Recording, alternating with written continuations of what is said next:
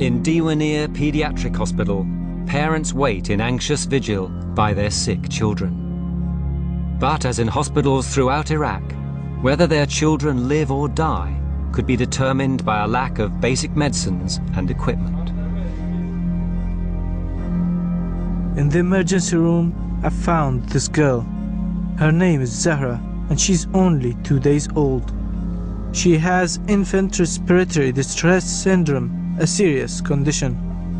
She urgently needs drugs, like synthetic surfactant to help her lungs work, and oxygen. But the hospital has no surfactant and no oxygen regulators. Instead, staff have made a crude arrangement of old suction pipes. There's no way to control the level of oxygen that goes to each incubator. Zahra is a twin, born 1.5 months premature. Her family live in Diwaniyah, where her mother is a teacher. The other twin, Abbas, is in a different ward, where I met their father. والله تشوف انت يعني تعبان وضعيته تعبانه ما مستقر. The doctor said that because of shortages of drugs and equipment, around half the children with this condition will die. I needed to understand why hospitals are still so short of vital medicines and equipment. Even a small part of Iraq's $23 billion could have paid for these things. As word spread of the deals to be done in Iraq, contractors from around the world began to congregate. Some were reputable, some were not. It attracted soldiers of fortune and people who went to Iraq in order to make a buck. These were people who had no interest in fostering democracy in Iraq. They had no interest even in carrying out their instructions from the US military. What they were interested in was in simply making a profit. They saw their opportunity and they went for it. And these are the people who we know as the war profiteers. But of all the mysteries surrounding the disappearance of so much Iraqi money, perhaps the most bewildering is this. The coalition was due to hand over whatever was left of the Iraqi money to the incoming interim Iraqi government. But instead of trying to leave them as much as possible, the CPA spent the weeks leading up to the handover on an extraordinary spending spree. The CPA's rush to spend saw no less than $5 billion go in the month before the handover. On the 28th of June 2004, 2 days earlier than announced, Bremer handed power over to the interim Iraqi government. His authority had somehow disposed of nearly $20 billion of Iraq's reconstruction money. Today, US investigators are trying to track down those who stole Iraq's money. They admit that their investigations into the Coalition Provisional Authority have come too late. Even so, they have 50 criminal investigations underway.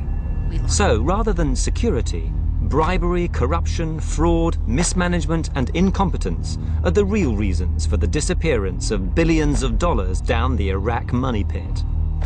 In the end, only $3.5 billion was handed over by the coalition to Iraq.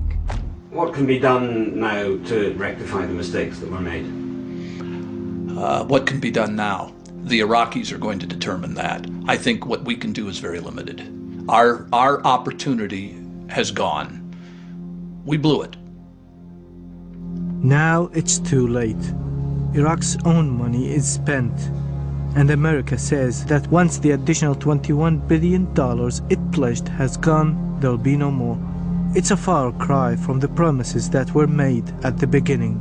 We will help them to restore basic services, such as electricity and water, and to build new schools, roads, and medical clinics. Yeah. Back in the hospital at Diwaniyah, I wanted to check on the condition of Zahra and Abbas, the twins born 1.5 months premature.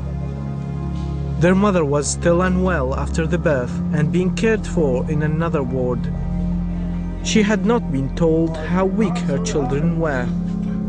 When I found Zahra, the doctor was having a difficult time trying to treat the child without proper drugs or ventilation equipment. With no suitable mask to resuscitate her, he could only hold the tube to her nostril. مو بس بداية outside of medicine لأنه لا أنبوبات لا. If the reports that we're seeing coming out of Iraq now are even half true, the situation there should not exist. This was never a developing country with a third world kind of approach.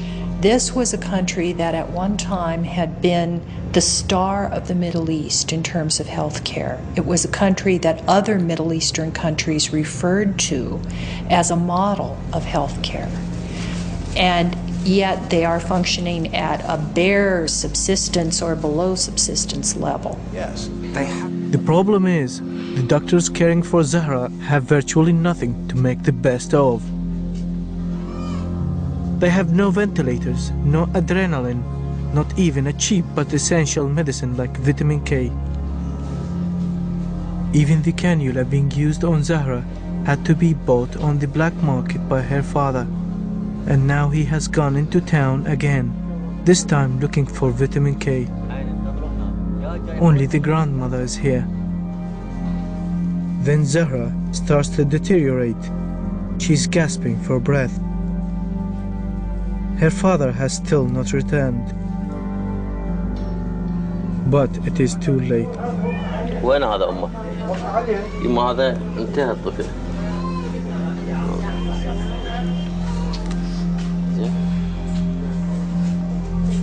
And then the father comes back. هسه انا راح جبت هاي الابر ذني. اي والله قالوا لي روح جيب فيتامين كي ماكو. فيتامين كي روح جبته. If this hospital had had the correct equipment and the right drugs, Zahra should have survived. شوف هو غالب له من هذا لا لا ثمانية صغيرة منين جبت؟ هناك بالصيدلية بالصيدلية خليها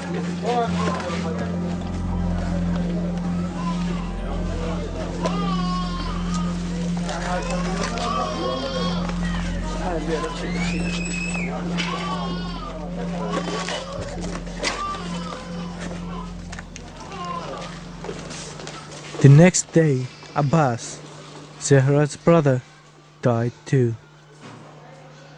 This is not the new Iraq we were promised when the coalition invaded our country.